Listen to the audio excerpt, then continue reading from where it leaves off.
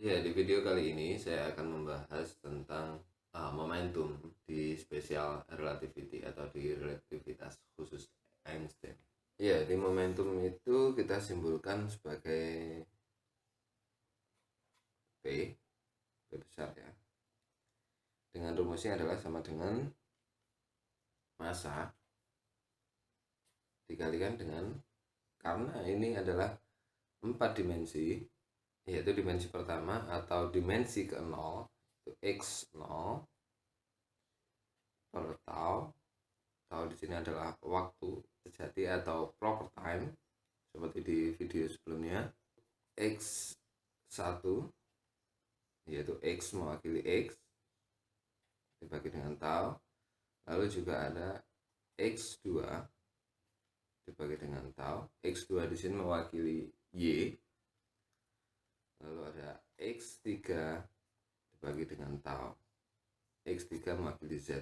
Tapi bisa jadi nanti jika ditemukan dimensi lain selain x, y, z, dan waktu, bisa jadi menjadi x4, x5, dan seterusnya. Jadi di sini juga banyak lagi kemungkinannya.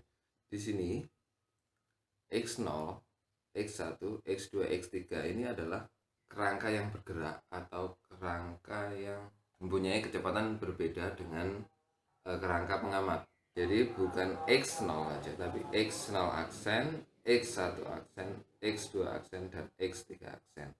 Mungkin di video lain atau mungkin di buku pelajaran atau di website mungkin akan ditulis sebagai x0, x1, x2, x3, tapi di sini saya menggunakan x0 aksen, x1 aksen, x2 aksen, atau x3 aksen dikarenakan di dalam special relativity atau di dalam ruang lingkup relativity atau relativitas itu kita akan selalu membahas tentang perbedaan kerangka pengamat atau membahas tentang bagaimanakah posisi atau event atau kejadian di kerangka lain menurut pengamat di kerangka yang berbeda. Itulah konsep dari relativitas. Jadi di sini saya akan menggunakan x0 aksen, x1 aksen, x2 aksen, x3 aksen sebagai dimensi atau koordinat dari benda dengan kecepatan yang berbeda dengan pengamat. Jika grafiknya adalah seperti ini. Ini adalah x, ini adalah x0 atau ct. Nah, ini adalah kita atau mungkin orang lain dengan koordinat seperti ini. Nah, sedangkan yang kita amati atau yang diamati orang tersebut adalah mempunyai kerangka yang berbeda, yaitu x aksen dan x0 aksen. Dan dia mempunyai kecepatan v yang berbeda dengan kecepatan yang dipunyai oleh koordinat x dan x0. Nah, jadi mungkin ini adalah kita atau orang lain, sedangkan ini adalah orang lain lagi yang mempunyai kecepatan v dan mempunyai x aksen dan x0 aksen. Kita akan bahas yang di sini. Saya tulis lagi untuk x0 aksen itu adalah sama dengan ct aksen. Ct aksen adalah dimensi waktu atau dimensi ruang yang pertama, atau dimensi yang pertama, atau dimensi ke-0. Lalu x aksen di sini mewakili x, x2 aksen mewakili y, dan x3 aksen mewakili z aksen. Lalu kita juga mempunyai modal dari video sebelumnya, yaitu di proper time atau waktu sejati. Itu adalah dimana t aksen sama dengan t aksen akar 1 minus v kuadrat per c kuadrat sama dengan tau. T aksen sama dengan tau per akar dari 1 minus v kuadrat per c kuadrat. Kita kembali ke momentum. Nah, di sini ada P sama dengan M atau massa dikalikan X nol aksen per tau dan seterusnya. Kita akan bahas satu persatu, yaitu mulai dari P0 atau momentum dimensi 0, yaitu massa dikalikan dengan X0 aksen per tau sama dengan M. X0 aksen adalah CT aksen, ini CT aksen per tau. M massa, C T aksen adalah tau per akar 1 minus V kuadrat per C kuadrat dibagi dengan tau, kita coret, menghasilkan MC per akar 1 minus V kuadrat per C kuadrat. Sedangkan untuk P dimensi pertama, di sini saya akan hanya membahas dimensi ke-0 dan dimensi pertama atau dimensi ke-1, yaitu waktu dan X. Untuk momentum dimensi pertama atau dimensi ke-1 adalah M dikalikan dengan X1 aksen per tau sama dengan M dikalikan dengan X1 aksen per tau. Di sini adalah T aksen akar 1 minus V kuadrat per C kuadrat sama dengan tau. Berarti tau adalah T aksen kalikan dengan 1 minus V kuadrat per C kuadrat. Nah, sedangkan X1 aksen dibagi T aksen sama dengan V, maka M V per akar dari 1 minus V kuadrat per C kuadrat. Nah, ini adalah bentuk momentum dimensi pertama, dan ini adalah bentuk momentum dimensi ke-0. Nah, lalu kita akan menggunakan Maclaurin series atau deret Maclaurin. 1 plus X pangkat N sama dengan 1 ditambah NX ditambah bla bla bla dengan syarat X adalah kurang dari 1.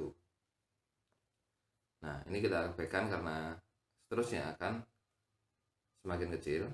Lalu kita aplikasikan deret ini ke dalam gamma atau sepergamma, yaitu 1 minus V kuadrat C kuadrat pangkat N, N-nya adalah min setengah. Kenapa min setengah?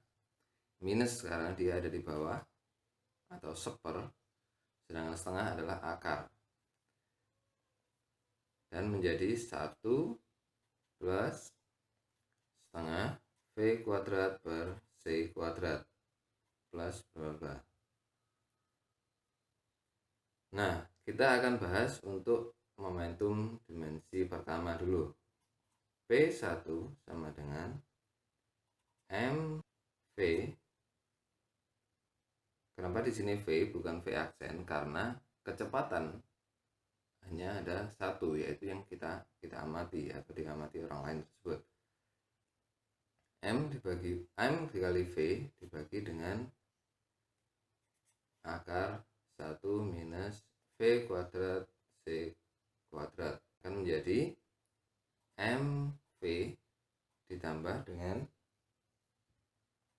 setengah MV kuadrat per C kuadrat. Di fisika klasik kita sangat mengenal ini adalah momentum.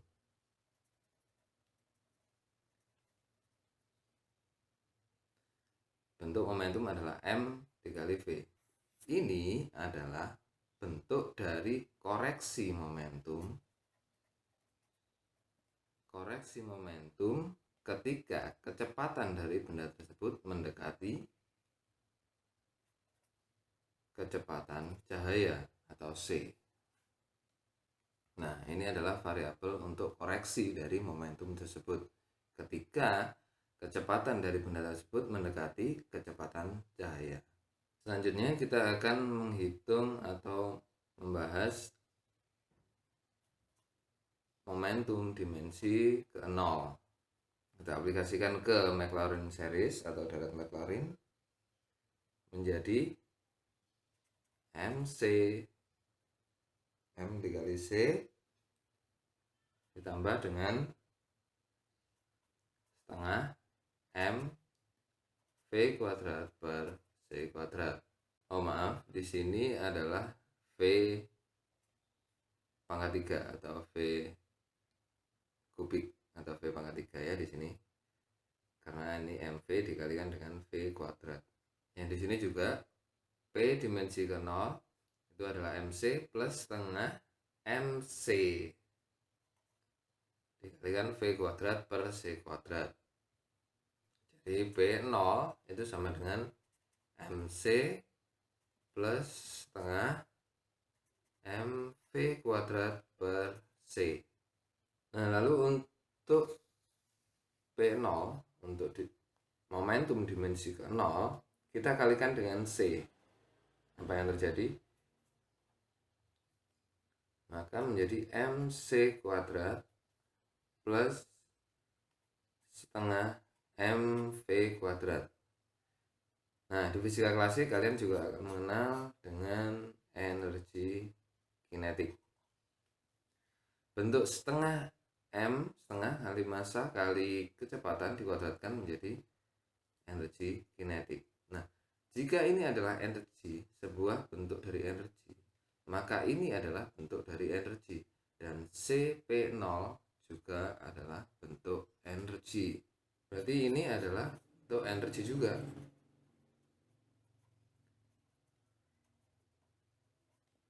Nah, lalu apakah sih MC kuadrat ini? Dimana banyak orang melihat formula dari atau rumus dari MC kuadrat. Bahkan orang yang bukan fisikawan atau bukan orang fisika, mereka familiar dengan MC kuadrat.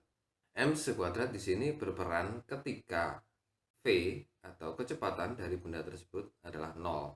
Jadi jika V di sini yang membentuk energi kinetik adalah 0, kecepatannya adalah 0 atau diam, maka energi di sini hanya akan bernilai MC kuadrat atau bisa kita namakan energi rest mass atau energi ketika massa itu diam, rest mass energy. E sama dengan MC square atau E sama dengan MC kuadrat. Ya, di video sebelumnya di proper time kita melihat X0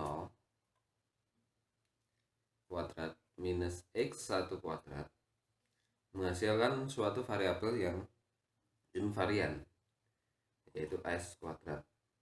Invarian di sini adalah dia tidak berubah atau tidak berbeda atau sama dengan X0 aksen kuadrat dikurangi dengan X1 aksen kuadrat.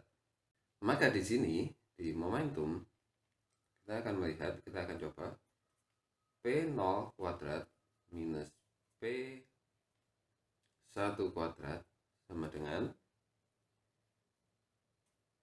MC gamma kuadrat dikurangi dengan MV gamma kuadrat, itu sama dengan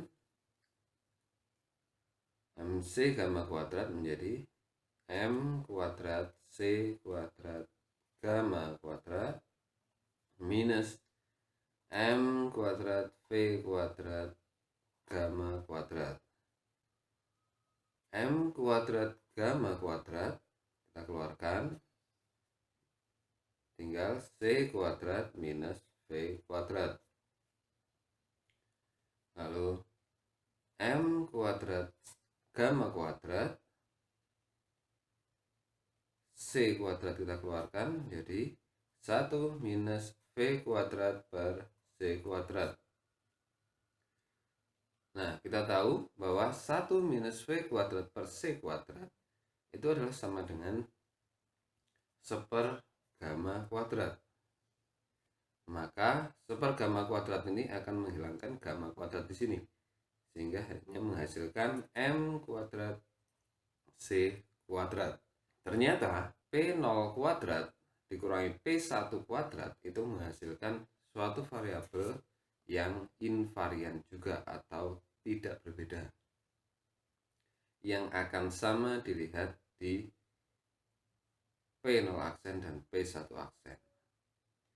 Kenapa? Karena di sini adalah C kuadrat adalah konstanta atau kecepatan cahaya yang konstan, dan M di sini adalah rest mass atau massa diam dari suatu partikel, sehingga M kuadrat C kuadrat itu adalah konstan atau invarian. Lalu P0 kuadrat dikurangi P1 kuadrat sama dengan P0 di sini adalah energi dibagi kecepatan cahaya atau energi per C kuadrat dikurangi dengan P atau bentuk dari momentum itu sendiri. Jadi P1 adalah bentuk dari momentum, sedangkan P0 itu adalah bentuk dari energi yang dibagi oleh C seperti di sebelumnya. Maka P0 kuadrat min P1 kuadrat adalah M kuadrat C kuadrat. M kuadrat C kuadrat sama dengan E kuadrat per C kuadrat minus P kuadrat. Maka jika dikalikan dengan C kuadrat akan menjadi M kuadrat C pangkat 4 sama dengan E kuadrat minus P kuadrat C kuadrat.